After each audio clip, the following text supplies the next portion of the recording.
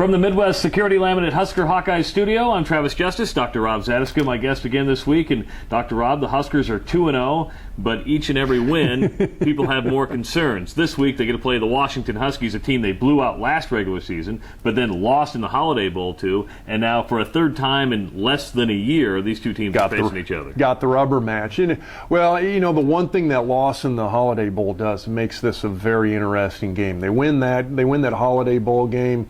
I don't know how many people are really fired up about this team, but, you know, I thought Nebraska got a heck of a wake-up call in that bowl game. Now, the one thing that concerns me is that a lot of the Nebraska players are really putting out there that loss in the Holiday Bowl was more due to lack of mental preparation, a lack of focus, a lack of work. You know, you can say that the thing that still concerns me is how physically dominant a very mediocre Washington team looked during that Holiday Bowl game. Washington's defensive line really took it to Nebraska's offensive line in that particular game.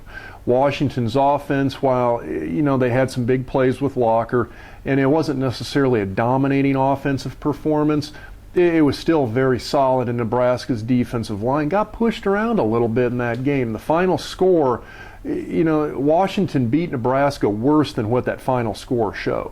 And so I worry a little bit about blaming that loss a little bit too much on mental preparation and not looking at some of these underlying concerns that I think still exist for Nebraska, especially on the offensive side of the ball. Okay, let's start with the offense. You know, they put up some points last week against Fresno. Taylor Martinez had some success throwing in the second half. Now, Nebraska fans can get mad at me, but I'm going to ask you point blank. He had success, but his mechanics are brutal. They're bad, and he cannot look off. He telegraphs everything. He does. He does not have great passing mechanics by any stretch. Now, I don't think anybody looks at him and expects him to. Now, that's the other. I think they want improvement, though. Yeah, you do. You want to see a little bit of improvement. You want to see him not throw those high lofting bombs. I mean, when you look at him throw the ball, he looks like a kid playing a game of Sandlot 500 with a couple of buddies and a football on a weekday afternoon after school. It's just he's lobbing these high loft passes up. If you do that enough, they're going to get picked sooner or later. And he's been lucky that Nebraska's receivers were able to come back and make some reasonably good catches and basically beat out a somewhat athletically overmatched defensive backfield from Fresno State. I'm concerned about it this week, however, because when you look at Washington, they're +5 turnover ratio right now. They're taking the ball away from people. You know what, that concerns me. They got to be looking at that and licking their chops, and they got to be thinking, you know what, if Nebraska's passing, they're going to be ready for those loft passes that Martinez throws. And if they can come out, shut down Nebraska's running game, I don't think Nebraska's exactly got the two-headed monster on offense that they really want to have. And so that running game's either got to click like it did the first time Nebraska played Washington.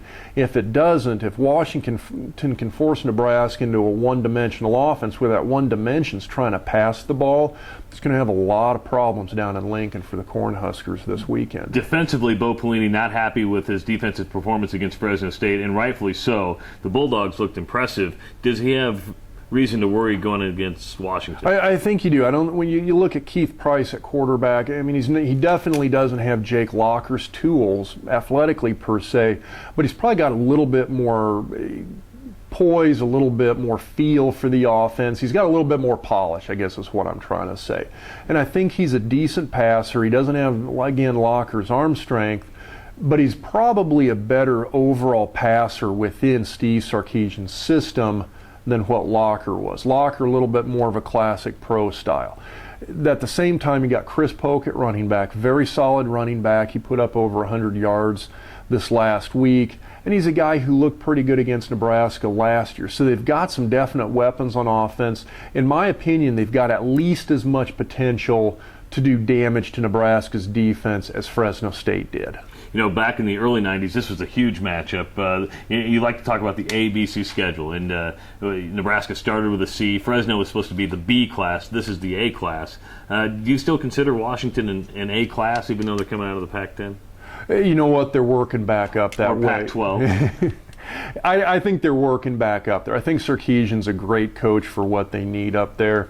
You know, Washington's had some hard times since Don James and Jim Lambright left back in the 1990s.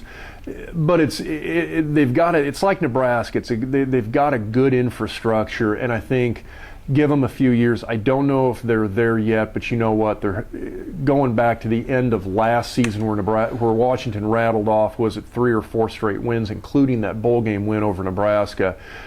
He's kind of got the ship righted, and they're on their way to being an A-class team again. This is not going to be the pushover game that we thought it was going to be after last season's regular season game. Last question for you. Do you trust this Nebraska team? When you go to watch them, do you trust that you're going to get satisfaction, should we say, watching, instead of tweeting, instead of texting me during the game? No, you do not know what you're going to get out of this team on any given week. And we just haven't seen that yet. And it's one of those things where I think people are looking for continual dominating performances week in and week out. You just want to see some consistency. You want to see a little bit of consistent improvement. You don't want to see that 3 or 4 3-and-outs and then a 50-yard bomb, whether it's running or passing. You want to see some consistency, and we just haven't seen it yet. That's the word. That's the diagnosis from the doctor. He's Rob Zadiska. I'm Travis Justice. Huskers and Huskies coming up Saturday at Memorial Stadium. From the Midwest Security Limited Husker Hawkeye Studio, have a good one.